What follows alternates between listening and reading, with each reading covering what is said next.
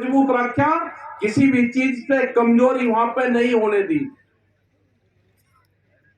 और जो दिल्ली के चारों तरफ को जो खाप पंचायत के लोग बसते हैं, टिकैत साहब हमेशा कहते थे कि जिस दिन पंजाब उठ जाएगा, हरियाणा साथ जुड़ जाएगा उसके।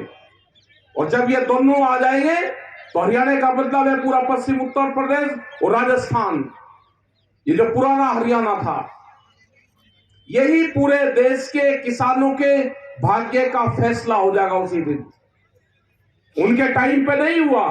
उन्होंने बहुत कोशिश की, पंजाब से आती थी तो कुछ जत्थेबंदी आती थी, हरियाणा का कुछ क्षेत्र आता था, लेकिन पूर्ण रूप से जुड़ाव नहीं हो पाया था। लेकिन आज हुआ है। और 1 साल तक जो आंदोलन चला, यह आंदोलन अकेला यहां नहीं था।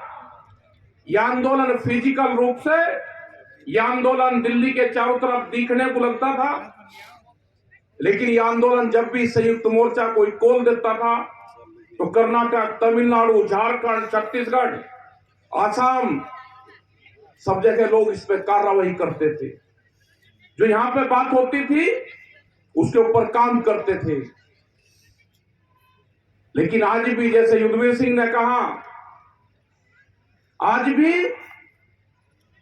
ये 13 महीने की ट्रेनिंग हुई है, लड़ाई तो अब जारी होगी। ये ट्रेनिंग है। इन भारत सरकार को नहीं पता था कि ये ट्रेनिंग चल रही है। अब लड़ाई किस मौसम में कहां होगी,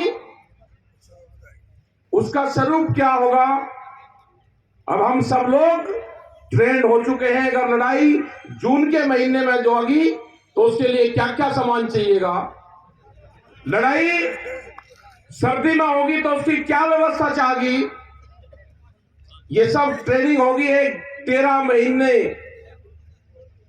का आंदोलन चला, हमने इसको ट्रेनिंग का रूप दिया। अगर आप समझोगे नहीं, ये जमीन ने जाएगी।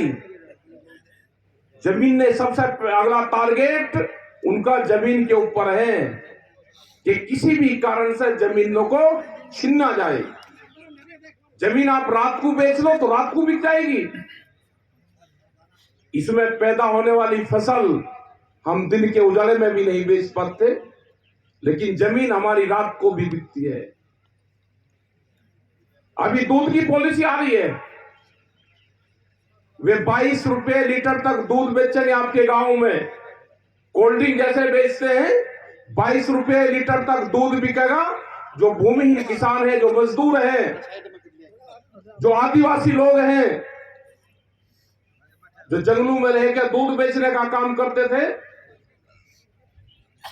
जो हमारी महिलाएं हैं जिनके पास में जमीन नहीं है, कोई रोजगार नहीं है, उनके सर पे, उनके बच्चों के सर पे कोई छत भी नहीं है, लेकिन वे 2 पशु पाल के अपना गुजारा करती थी, अपने परिवारों का पेट पालती थी। वे 22 रुपए लीटर में अगर उसके गांव में पड़ोस के दुकान पे दूध बिकेगा तो उन पशुओं का क्या होगा। ये बड़ी लड़ाई है। और जो भारत सरकार इतना बड़ा आंदोलन होने के बावजूद भी हरकत कर रही है, तो इसका मतलब दिमाग अभी ठीक नहीं है उसके। दिमाग ठीक नहीं अभी उसके। लड़ाई, संघर्ष फिर होगा और उसका ट्रायल तय कर रखा है लोगों ने। हम भी चाहे घोषणा ना करें, लोग पूरी तैयारी कर रखी है 26 जनवरी की। 26 जनवरी के अब की बार मैं दिल्ली नहीं, लेकिन ट्रैक्टर लेके लोग 26 तारीख में निकलेंगे। अपने से गांव में निकलो, अपने शहर में निकलो, सड़क पे को निकलेगा। 26 जनवरी में ट्रैक्टर फिर भारत की सड़कों पे दिखेगा, और ये हर 26 तारीख में दिखेगा। लोगों ने तैयार कर रखा है, क्योंकि जब जब ट्रैक्टर दिखता रहेगा तो भारत सरकार को याद आता रहेगा।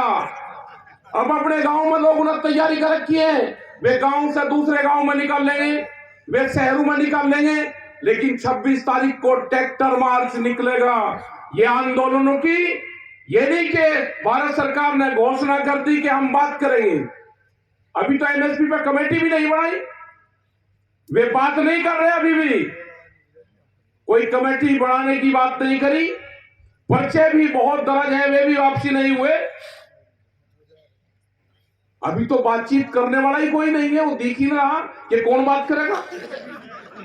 ऐसी पहली सरकार देखी कि जो कागजों के आदान प्रदान पे ही बातचीत करती थी फिजिकल रूप से, उन्होंने 22 जनवरी के बाद में कोई भी सरकार ने बातचीत नहीं की। तो भाई बातचीत नहीं करी तो आओगे तो 26 तारीख में भी आओगे, देखोगे तो जरूर। याद रखना 26 तारीख, ये 15 तारीख में संयुक्त मोर्चे की जब मीटिंग होगी, उसमें प्रस्ताव गांव की तरफ से वहां पर रखा जाएगा पूर्ण रूप से। क्योंकि गांव के जो नौजवान हैं, उनकी डिमांड है कि जिस संयुक्त मोर्चे में 26 तारीख को प्रस्ताव करवा देना। आप प्रस्ताव नहीं भी करोगे तो देश का युवा तो 26 तारीख में ट्रैक्टर मार्च निकाल लेगा। वो नहीं मानने वाला। उसने 26 तारीख के लिए ट्रैक्टर पे छतरियां लगा रखी। वो निकालता है, आज भी चलता है। वो गाड़ी में नहीं चलता, वो ट्रैक्टर लेके जाता है। ससुराल में ट्रैक्टर लेके जाता है। दूल्हा गया, ट्रैक्टर लेके गया, इसी पे बैठा के जाऊंगा। मतलब अजीब मामला हो गया। तो ये है कि जो लोग इस मूवमेंट से, जो नौजवान जुड़ा हुआ है, वो अपनी जमीन को बचा जाएगा, वो अपने गांव को बचा जाएगा। एक दो गांव में भी अगर एक क्रांतिकारी होता है तो पूरे क्षेत्र को बचा जाता है। वो बहुत से योद्धा है हमारे, 750 किसान शहीद हुए। ले ली उनके लिए जगह, 4 एकड़ जगह वहां पे सिंगू बॉर्डर पे, वो शाम तय कर ली उन्होंने। 36 करोड़ रुपया की आई। किसी किसान ने ही ली, किसी किसान की जगह ली, सरकार ने नहीं दी। तो पंजाब के लोग बता रहे थे कि वो किसी गुरुद्वारों ने बोली, उन्होंने कहा कि गुरुद्वारा भी बनाएंगे और वहां पर शहीद स्मारक भी बनेगा और 24 घंटे लंगर भंडारा भी चलेगा। उसका जमीन का रेट वहां पे 14 लाख रुपया, 14 करोड़ रुपया एकड़ का था किले का। लेकिन जब पता चला कि यहां पे शहीद स्मारक बनेगा तो उस किसान ने 9 करोड़ रुपया, मतलब 5 करोड़ रुपया एक किले पे कम पे वो जमीन का सौदा हो गया है। तो क्रांतिकारी सारे लोग हैं।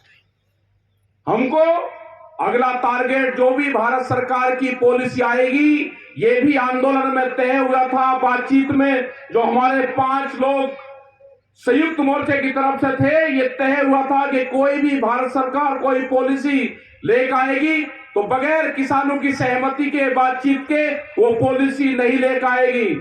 हमने बार बार कहा कि दूध की पॉलिसी भी लेकर आना चाहते हैं, लेकिन अगर भारत सरकार फरवरी के महीने में कोई एग्रीमेंट करे कि हम पूर्ण रूप से उसका विरोध करेंगे।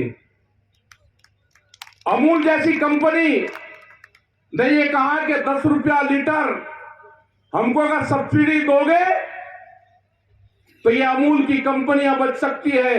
अगर अमूल जैसी कंपनियों को 10 रुपए की सब्सिडी चाहिएगी पर किलो, तो इनको क्या चाहिएगा जो हमारी महिलाएं गांव में दूध का काम करती है। यही पॉलिसी बिजली अमेंडमेंट बिल है, यही एमएसपी का सवाल है, स्वामीनाथन कमेटी की रिपोर्ट का सवाल है, यही जो और मसले हैं उन सब में बैंकिंग की बात की कि बैंक बिखरे हैं। बैंक बिकेंगे तो जिसने भी किसान क्रेडिट कार्ड बनवाया है, वो जो प्राइवेट कंपनी आएगी, उनके जो लोग होंगे, जो वे वहां से रिकवर करने वाले लोग होंगे, वे घर घर पर जाएंगे कि क्रेडिट कार्ड है, आप पैसा जमा